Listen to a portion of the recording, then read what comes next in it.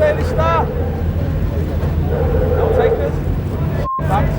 There has to be something that comes after us that's so far removed from what we're doing, and it has to go in a different direction. If it doesn't, I'd be quite upset. I'd probably have to do it myself, won't I? I'd probably have to invent a new form of music just to do my own editing.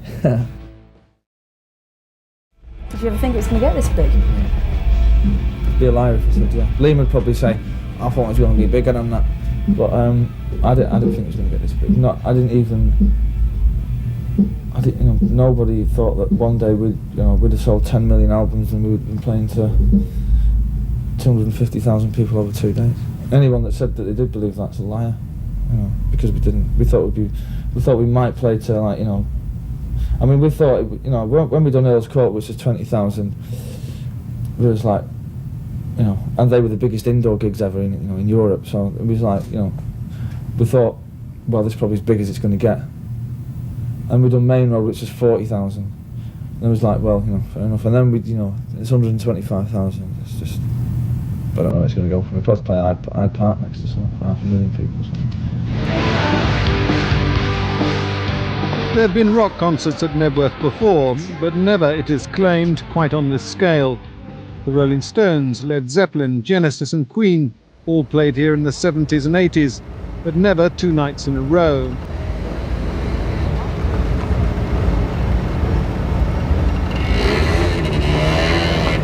According to the band's management, such was the demand for tickets, Oasis could have played here for a fortnight with 125,000 people every night.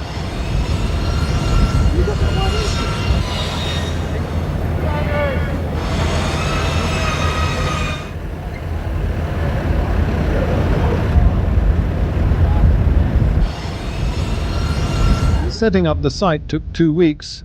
The photographers were invited in last Friday for the ritual meeting with the band. Oasis came up the hill and played this, as if it was the OK Corral. Here's from the Daily Star. No takers. Thanks. We're not really that bad, but it's just that everybody else is so boring that we look bad. I mean, when we done that thing at the Brits, it was like, I think we sort of swore twice on the telly, and then we got called a national disgrace. And I mean, if this country's so stuck up that people do actually swear, honestly they do. My mum swears all the time. Looking forward to the show? No. Yeah. Not at all.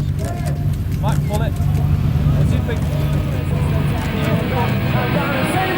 All police leave in Hertfordshire was cancelled for the weekend, and a special police video was circulated.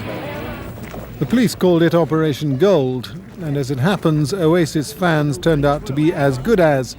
There were just 10 arrests over the weekend. The fans seem to come from everywhere, from the band's hometown, Manchester, from Sheffield and York, from Newcastle and Norwich, from Littlehampton and Luton.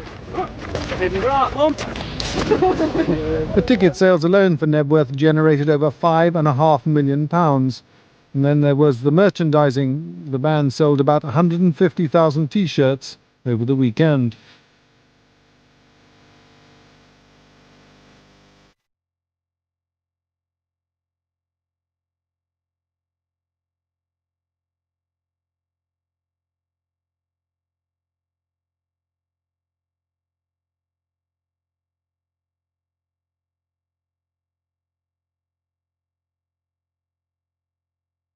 As soon as the gates opened, it was a race down the hill to the front pen closest to the stage.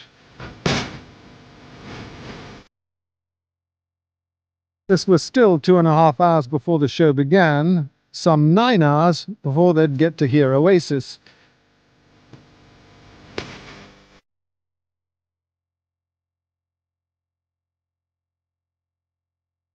Just different to anyone else that's around. I mean, I know there's a lot of copycat bands now, but when they first arrived, they were just so different for anything. I mean, we had all dance music and stuff, and they just play their instruments and write good songs. Attitude, the lot. It's wicked. Just quality, really. Brilliant front man. The music's so simple, it's just really easy to listen to and stuff. It's the culture as much as anything, isn't it? Really? What do you regard as being the culture? Lager, cigarettes, alcohol. Best singer, best songwriter, best band. How old are you? 14. How old are 14. you? All of us. 14. 14. All of you are 14? Yeah. Is this all your first concert? Yeah. And you chose Oasis? Yeah. At Knebworth, most of the fans were under 25. If Oasis's initial fan base was laddish, it's now expanded. There were dance acts on the bill here. Oasis's appeal is apparently broad enough to include those into dance music, the dominant sound of the last few years. There's been a change in the climate that's actually happened over the last couple of years, spearheaded by Oasis, where you can actually walk into a club now. And we've got the Chemical Brothers playing, and they're very closely linked with the band as well, and yet they're an out-and-out club band. It all falls back to one thing: fantastic songs. Obviously one of the best bands Britain's produced in the last 20 years. They're sexy, they're young, they're of the people, as opposed to, you know, they're of the people and from the people, as opposed to the sort of rock bands or groups that come along that sort of look down on everybody.